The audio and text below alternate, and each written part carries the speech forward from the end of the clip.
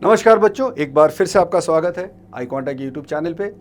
पिछला जो वीडियो था उसके अंदर हमने सम एंड प्रोडक्ट के रिलेशन की बात की थी, जिसमें अगर सम कांस्टेंट दिया हो तो प्रोडक्ट के मैक्सिमम वैल्यू कैसे निकालते हैं उसका एक बहुत सुंदर से 2-3 तरीके हमने बताए थे और कुछ अच्छे क्वेश्चन सॉल्व किए थे। आज जो सेशन है उसका ही एक्सटेंशन है, लेकिन इसमें हमने खास बात क्या की है, हमने वो वाले क्वेश्चंस लिए हैं जो पिछले कुछ सालों में इस टॉपिक के बेस के ऊपर कैट में पूछे गए हैं, प्रीवियस ईयर क्वेश्चंस। बड़े ही खूबसूरत क्वेश्चंस हैं, सीधे क्वेश्चंस पे हमला करते हैं। हमने जो प्रॉपर्टी सीखी, अगर किसी ने वो सेशन नहीं देखा है तो ठीक इसके पीछे वाला सेशन जो है वो आप पहले पूरा कर लीजिए अपने पेन से, उसके नोट्स बनाइए अपने कॉपी पे एंड फिर उसके ऊपर वापस आके ये वाले क्वेश्चंस करिए। पहला क्वेश्चन है, given A B and C are non negative. चलिए, ये बड़ा अच्छा इन्फॉर्मेशन। हमने क्या किया था, हमने बोला था कि जितने भी प्रॉपर्टीज हमने की हैं, सम कांस्टेंट, हमने प्रॉपर्टी एक बार रिवाइज करा देता हूं। If sum constant then product maximum when numbers are equal. ठीक है, यानी अगर सम कांस्टेंट हो तो प्रोडक्ट की मैक्सिमम वैल्यू तभी होगी जब नंबर्स सारे इक्वल होंगे। ठीक है, अच्छा, अब यहां पे क्या दिख रहा है, A B C non negative यानी कि पॉजिटिव इंटीजर्स हैं, तो A plus B plus C equal to 24 दिया हुआ है। क्वेश्चन क्या पूछा है, find the maximum value of A B plus B C plus C A plus A B C.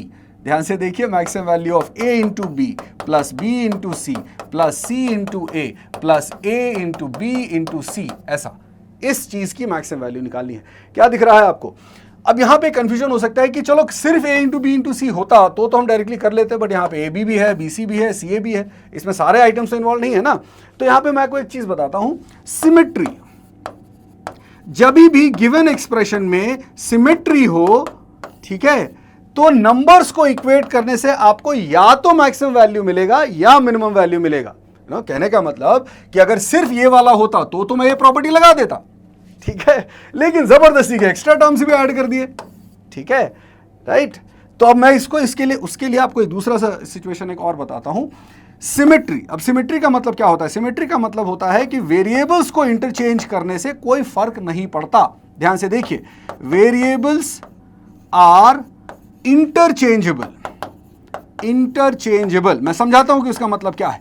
Interchangeable without affecting the expression, अगर ऐसा हो तो बड़ी मजेदार सी चीज होती है। उसको पहले समझते हैं कि इसका मतलब क्या है। मतलब यह है कि अगर मैं ए की जगह बी और बी की जगह सी और सी की जगह ए, इस तरह से कोई भी इंटरचेंज करूं और यहां पे भी वही चेंज कर दूं, लाइक ए की जगह बी कर दिया तो बी ए की जगह बी यहां पे भी कर दो, ए की जगह बी यहां पे भी कर दो, तो उससे क्या कोई फर्क पड़ेगा? देखो, बी की जगह ए की जगह बी, कोई फर्क नहीं आएगा ना क्वेश्चन में और ना जो इंफॉर्मेशन दिया है उसमें। इस तरह का जो सिचुएशन होता है उसको हम सिमेट्री वाला सिचुएशन बोलते हैं।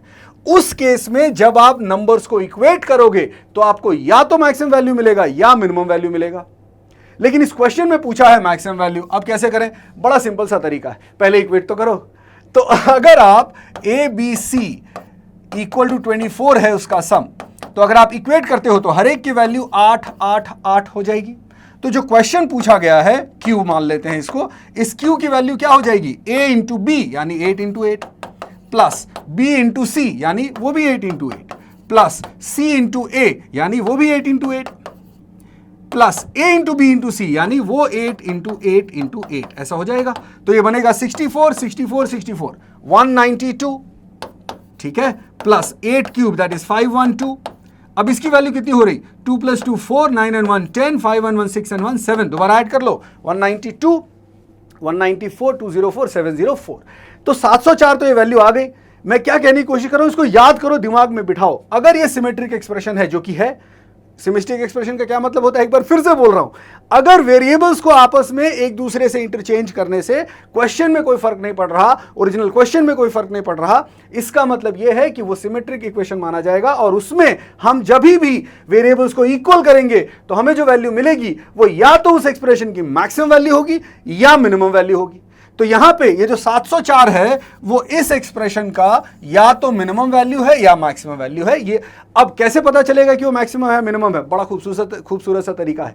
एक केस आप ऑलरेडी ले चुके हो, कोई भी रैंडम सा एक केस और ले लो, कोई भी रैंडम सा एक केस और ले लो, देखो आपको वैल्यू क्या मिलती है। अब रैंडम सा वैल्यू मैं क्या ले सकता हूं? a plus B plus C equal to 24। Random value लेने का एक बड़ा सुंदर सा तरीका होता है, गो टू दी एक्सट्रीम। मतलब एक को बहुत ज्यादा कर लो और एक को बहुत छोटा कर लो, बाकी वो सबको छोटा कर लो। लेट्स से 1 1 एंड 22, ये एक एक्सट्रीम केस हो गया। 0 0 24 भी ले सकते थे, बट चलो मैंने 0 को छोड़ दिया, हालांकि 0 ले सकते हैं, नॉन नेगेटिव है तो 0 ले सकते हैं, ठीक है। मैंने क्या किया, 2 को सबसे छोटा और 1 को सबसे बड़ा ऐसा करने की कोशिश की। अब a इंटू बी की वैल्यू क्या होगी, 1 इंटू 1, ध्यान से देखना, अब q की जो नई वाली वैल्यू है क्या होगी, 1 इंटू 1, फिर b इंटू सी 1 इंटू 22, फिर a इंटू सी 1 इंटू 22, ठीक है, फिर a इंटू बी इंटू सी, मतलब वो 1 इंटू 1 इंटू 22 ऐसा बन जाएगा। देखना जरा इसकी वैल्यू क्या हो रही, ये बन रहा 22 22 44 एंड 1 45 और ये 22 67। क्या लगता है इन दोनों में कौन सा बड़ा है? इससे ये क्लियर नहीं, सी बार बार मैं बोल रहा हूं कि ये वैल्यू या तो मैक्सिमम होगी या मिनिमम होगी, इसमें कोई कंफ्यूजन नहीं है, ठीक है। अब इससे छोटा एक वैल्यू मुझे दिख रहा है यहां पे, इसका मतलब ये वैल्यू कौन सी हो सकती है, मैक्सिमम ही हो सकती है ना, ठीक है। अगर एक भी वैल्यू इससे नीचे आ गई मतलब ये मैक्सिमम ही होगा, ठीक है। ये मैं बताने की कोशिश कर रहा हूं हर बार कि जब भी सिमेट्रिक एक्सप्रेशन होंगे। अच्छा, नॉर्मली एग्जाम में क्वेश्चन कैसे पूछते हैं, ऐसे क्वेश्चन पूछते हैं जो आप सॉल्व कर सके, ठीक है। सो बिंदास तरीके से जो है आप इसको करिए। और चेक करने का तरीका मैंने क्या बताया, पहले आप इक्वल रख दो वेरिएबल्स को, उससे जो आपको वैल्यू मिले वो ले लो, दिमाग में बिठा लो, या तो मैक्सिमम होगा या मिनिमम होगा। कोई भी दूसरा रैंडम केस ले लो, कितना भी दिमाग लगा लो, 9 9 एंड 6 ऐसा करोगे तो थोड़ा कैलकुलेशन बढ़ जाएगा, बट वो वैल्यू 704 से कम आएगी। तो अगर एक भी वैल्यू दूसरी छोटी आ गई तो इसका मतलब मैक्सिमम होगा, अगर एक भी वैल्यू बड़ी आ जाती तो ये मिनिमम होता। खैर यहां पे तो छोटी आई, इसका मतलब 704 जो है मैक्सिमम वैल्यू है। तो जो क्वेश्चन पूछा गया है उसका आंसर क्या बना, 704। इस क्वेश्चन को एक बार दोबारा पूरा वीडियो देख लो, बहुत ही बढ़िया सॉल्यूशन है इसका। अब इस तरह से बाकी सिचुएशंस में हम क्वेश्चंस देखते हैं, क्या बोला हुआ है देखिए जरा। x, y, z and w are 4 positive real numbers such that x into y into z into w into 1. What is the minimum value of x plus 1 into y plus 1 into z plus 1 into w plus 1? अब ध्यान से देखो इसको, बहुत ध्यान से देखो। अभी हमने क्या बोला था कि ये सिमेट्रिक एक्सप्रेशन है। आपको सिर्फ ये देखना है ना कि क्या a और b को, सॉरी यहां तो x y है, क्या मैं x और y को इंटरचेंज करूंगा तो इस क्वेश्चन एक्सप्रेशन में और जो ये क्वेश्चन एक्सप्रेशन है इसमें कोई फर्क आएगा? ध्यान से देख लो, x और y को इंटरचेंज कर दो, x और y को इंटरचेंज कर दो, कोई फर्क नहीं आएगा। मल्टीप्लीकेशन है ना, तो कोई फर्क नहीं आएगा। इसका मतलब यहां पे भी जब मैं सारे वेरिएबल्स को इक्वेट करूंगा, तो मुझे जो वैल्यू मिलेगी, सोचो इनका प्रोडक्ट कितना है, 1, सबको इक्वेट कर दिया तो हर एक की वैल्यू क्या होगी, 1 to the power 1/4 या 4th रूट ऑफ 1, है ना। तो 4th रूट ऑफ 1 कितना होता है, 1 होता है। तो जब मैं x equal to 1, y equal to 1, z equal to 1 and w equal to 1 इस एक्सप्रेशन में पुट करूंगा तो मुझे सपोज करो इसको मैं बोलता हूं p, तो इस p की जो वैल्यू मिलेगी वो क्या मिलेगी, 1 + 1 1 + 1 1 + 1 1 + 1, तो क्या मिला 2 2 2 2, मतलब 2 का पावर 4 दैट इज 16। याद करो क्या बोला था, ये वाला 16 या तो इस एक्सप्रेशन का मैक्सिमम वैल्यू होगा या मिनिमम वैल्यू होगा। ध्यान से इसको समझने की कोशिश करो, ठीक है। ये जो 16 है इस पूरे प्रोडक्ट का या तो मैक्सिमम वैल्यू होगा या मिनिमम। उसका एक रूल नहीं बनाना कि कब मैक्सिमम होगा कब मिनिमम होगा, उसमें मत जाना, क्योंकि वैसे ही बहुत आसान है। अब या तो ये मैक्सिमम वैल्यू होगा या मिनिमम वैल्यू होगा। क्वेश्चन में मिनिमम पूछा है, पूरे भरोसे के साथ यही मिनिमम होगा, आप टेंशन मत लो। लेकिन जस्ट टू चेक, हम तो 100% श्योर होना चाहते हैं, कोई भी दूसरा रैंडम केस ले लो, मैं आपको सिंपल से केस समझाता हूं। x into Y into Z into W equal to 1 दिया है ना, अगर मैंने x को 2 ले लिया, y को 2 ले लिया, z को 2 ले लिया, तो w को कितना लेना पड़ेगा, देखो 2 इंटू 2 इंटू 2 कितना होता है 8, तो w को अगर मैं 1/8 ले लूंगा तो सेटिस्फाई हो जाएगा, है ना। तो x को 2 ले लो, y को 2 ले लो, z को 2 ले लो, w को 1/8, हमें सिर्फ चेक करना है। तो रैंडमली कुछ भी ले सकते हो, कोई फर्क नहीं पड़ता, बस ये ध्यान रखना कि इसको इनवैलिड मत कर देना भाई, इसकी वैलिडिटी के हिसाब से। अब अगर ये वैल्यूज पुट करो तो क्या बनता है, x + 1 2 + 1, y + 1 2 + 1 3, z + 1 2 + 1 that is 3, और w + 1 क्या बनेगा 1/8 + 1 मतलब 9/8। जरा इसकी वैल्यू देखना, आपको क्या देखना, आपको सिर्फ ये देखना है कि 16 से ज्यादा है कि नहीं है। ये 27 × 9 243/8, 243/8 मतलब ये लगभग 31 के 243/8 है ना, लगभग 31 के आसपास है। दिखा आपको? तो अगर वो वैल्यू 31 के आसपास है तो इसका मतलब क्या हुआ? दिमाग लगाइए और सोचिए क्या होगा। 243/8 ऑलमोस्ट 31। ये 31 16 से ज्यादा है कि कम है? ज्यादा है, मतलब ये 16 इस बार कौन सी वैल्यू हो गई? इस बार ये मिनिमम वैल्यू हो गई। अगर एक भी वैल्यू ऊपर आ गया, 16 से ऊपर अगर एक भी वैल्यू आ गया तो ये 16 मिनिमम वैल्यू हो गई। ठीक है, बड़ा ही चमत्कारी प्रोसेस है जो मैंने आपको अभी बताया। 2 क्वेश्चन बता दिए, एक में जिसमें पिछले वाले में जब मैक्सिमम बन रहा था, इस वाले में मिनिमम बन रहा है। आपको सिर्फ ये याद रखना है कि जो भी मैं इक्वेट करने से, जो वेरिएबल को इक्वेट करने से जो मेरी वैल्यू आएगी वो या तो मिनिमम होगी या मैक्सिमम होगी। मैं एक कोई भी रैंडम केस निकाल लूंगा जिससे मुझे पता चल जाएगा कि ये वैल्यू मिनिमम है कि मैक्सिमम है। ठीक है, तो इसका आंसर क्या हो गया? 16। चलिए अब आगे देखते हैं, और भी अलग टाइप के सिचुएशंस हो सकते हैं।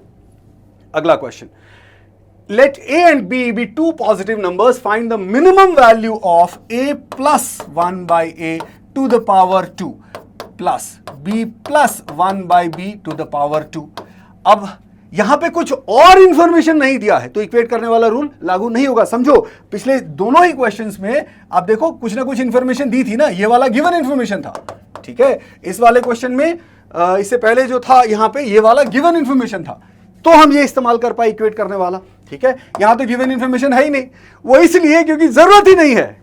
आप याद करो, पिछले वाले वीडियो में मैंने एक चीज और बताई थी कि when product is constant, product constant जब भी होता है तो उस समय सम मिनिमम होता है। कब सम मिनिमम होता है? When the numbers are equal.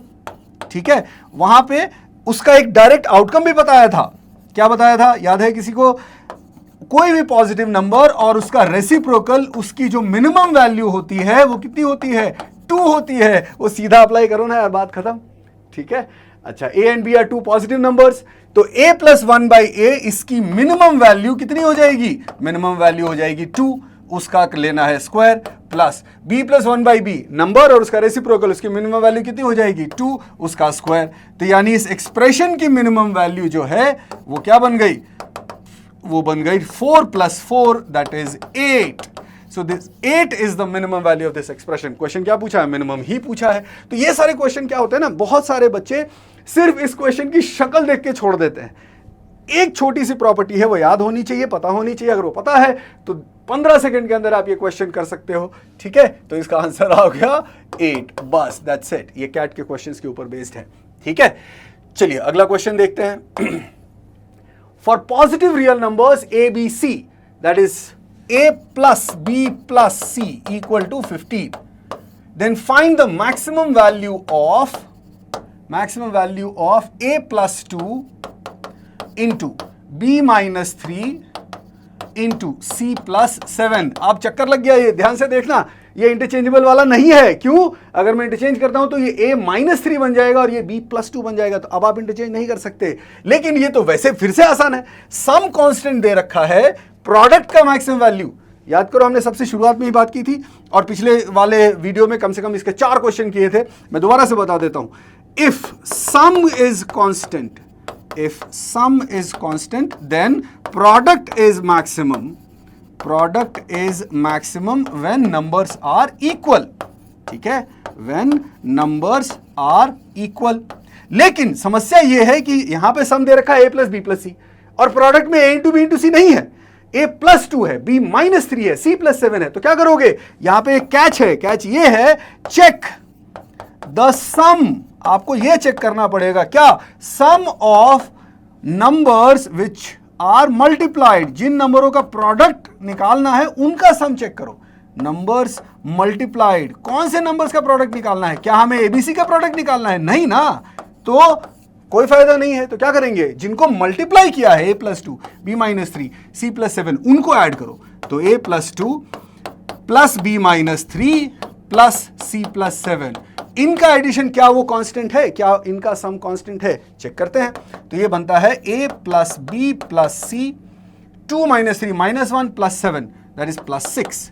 अब a plus b plus c की वैल्यू दे रखी है 15, तो ये बन गया 15 और 6 यानी 21। क्या ये एक कांस्टेंट वैल्यू है? यस। सो जिन नंबरों को मल्टीप्लाई करना है उनका सम कांस्टेंट आ गया और वो कांस्टेंट कितना है 21। तो अब मैं इन तीनों आइटम्स को इक्वेट कर सकता हूं। ध्यान से समझो, एबीसी की वैल्यू नहीं चाहिए, इस आइटम की वैल्यू, इस आइटम की वैल्यू और इस आइटम की वैल्यू चाहिए, और वो उसका सम कांस्टेंट है 21 है। तो उनमें से हर एक यानी कि a+2 यानी कि b-3 एंड c+7 वो तीनों इक्वल होंगे और वो किसके बराबर होंगे? देखो इन्हीं तीनों आइटम्स का सम 21 है, 21 है, और 21 को मुझे इन तीनों में इक्वली डिस्ट्रीब्यूट करना है। तो हर एक के हिस्से में कितना कितना आएगा? 21/3 मतलब कि 7। अभी भी a की वैल्यू नहीं चाहिए, a+2 की वैल्यू चाहिए, मिल गई। b की वैल्यू नहीं चाहिए, b-3 की वैल्यू चाहिए, मिल गई, है ना। c+7 की वैल्यू मिल गई, वही चाहिए। a की वैल्यू निकालने मत लग जाना, a+2 = 7 so a = 5, b-3 = 7 so b = 10, c+7 = 7 so c = 0। नहीं, वो नहीं करना है हमें, ठीक है ना। हमें सिर्फ ये देखना है कि a b c की जगह नहीं है, यहां पे a+2 b-3 और c+7 की जगह है, और उनके हर एक की वैल्यू कितनी है? 7 7 7। तो मैक्सिमम वैल्यू होगी इसकी प्रोडक्ट की वो 7 × 7 × 7 यानी कि 343 हो गई। तो answer of this question is 343, right. चलिए बहुत बढ़िया, एक और क्वेश्चन हो गया। अब ये वाला क्वेश्चन जो है ये थोड़ा सा जो है ट्रिकी है, ठीक है, इसको थोड़ा समझने की कोशिश करते हैं। इसमें हमें क्या करना होगा? थोड़ा सा एक्स्ट्रा काम करना होगा। Find the minimum value of x³ + 1/x। ठीक, अरे ये तो अजीब सा एक्सप्रेशन है, क्योंकि x³ जो है उसमें x × x × x 3 बार x होता है, यहां पे सिर्फ एक ही बार x है। तो अगर मैं x³ को और 1/x को मल्टीप्लाई कर भी लूंगा तो हमें कांस्टेंट वैल्यू नहीं मिलेगा। हमें क्या चाहिए? हमें मिनिमम वैल्यू निकालना है किसी सम का। तो हमें क्या चाहिए होगा? कोई तो प्रोडक्ट कांस्टेंट चाहिए होगा, है कि नहीं? कोई तो प्रोडक्ट कांस्टेंट चाहिए होगा, लेकिन ये ऐसा नहीं है यहां पे। तो हम क्या करें? ध्यान से देखिए इसको। हम एक काम करें, हमें क्या होने से ये x³ कैंसिल हो जाएगा। सोचो अगर यहां पे भी x 3 बार हो जाए तो, लेकिन 3 बार तो नहीं है, तो कोई बात नहीं, मैं 3 से मल्टीप्लाई डिवाइड करता हूं। पिछले वीडियो में हमने एक बड़े खूबसूरत एक क्वेश्चन किया था, 2 क्वेश्चन किए थे जिसमें पावर से मल्टीप्लाई डिवाइड कर देते हैं रिक्वायर्ड को। तो क्या मैं इसको ऐसे लिख सकता हूं? x³ + 3 × 1/3x। जरा देखो, कोई फर्क नहीं पड़ेगा। तो क्या हमें x³ + 1/3x, 1/3x और 1/3x ऐसा मिल जाएगा? हमारा होल एंड सोल पर्पस क्या है? हमारा पर्पस है कि प्रोडक्ट कांस्टेंट आना चाहिए। कांस्टेंट आने के लिए क्या होना चाहिए? x कैंसिल होना चाहिए। तब हमारे पास 4 आइटम हो गए। गिवन एक्सप्रेशन अभी भी वही है, एक्सप्रेशन में कोई फर्क नहीं आया। हमने तो 3 से मल्टीप्लाई डिवाइड किया ना, तो एक्सप्रेशन में कोई फर्क नहीं आया। लेकिन अब जब मैं इन 4 आइटम्स को, और लेकिन नंबर ऑफ आइटम्स अब 4 हो गए, 2 नहीं रहे, नंबर ऑफ आइटम 4 हो गए। इन चारों का जब मैं प्रोडक्ट चेक करता हूं, तो क्या क्या बनता है? देखना जरा, x³ × 1/3x × 1/3x × 1/3x। Multiply divide क्यों करना है, नहीं करना है, उसका पर्पस अगर नहीं समझोगे तो ये क्वेश्चन आप नहीं कर पाओगे, ठीक है। जबकि क्वेश्चन बहुत आसान है, आपको सिर्फ ये समझना है कि x यहां पे ऊपर है, इधर नीचे है, तो कुछ ऐसा हो जाए कि वो वेरिएबल वहां से कैंसिल हो जाए। वेरिएबल कैंसिल होगा तभी तो जो वैल्यू आएगी वो कांस्टेंट होगी ना, ठीक है। अभी देखो जरा, x³ से कैंसिल हो जाएगा और क्या बनेगा? ये बन जाएगा 1/27। क्या ये एक कांस्टेंट वैल्यू है? यस, बिल्कुल फ्री फ्रॉम वेरिएबल है। Is it a constant? Yes.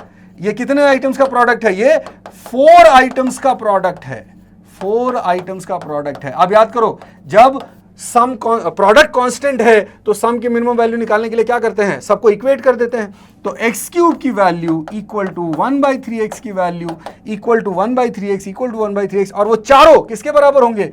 1/27 to the power 1/4। यही ध्यान रखना, ये मत भूल जाना, ठीक है।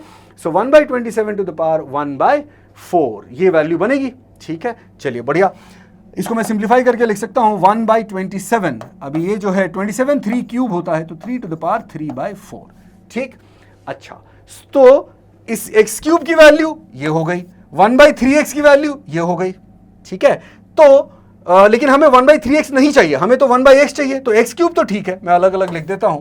x³ की वैल्यू तो आ गई 1/3 टू द पावर 3/4। 1/3x की वैल्यू भी आ गई 1/3 टू द पावर 3/4। लेकिन यहां से 1/x की वैल्यू क्या होगी? ये 3 ऊपर चला जाएगा तो ये बनेगा 3/3 टू द पावर 3/4, ठीक है। तो जो हमारा क्वेश्चन था x³ + 1/x, उसका मिनिमम वैल्यू क्या बनेगा? बहुत ध्यान से, minimum value of x³ + 1/x that is equal to ये आइटम प्लस ये आइटम। So 1/3^3/4 plus 3/3^3/4।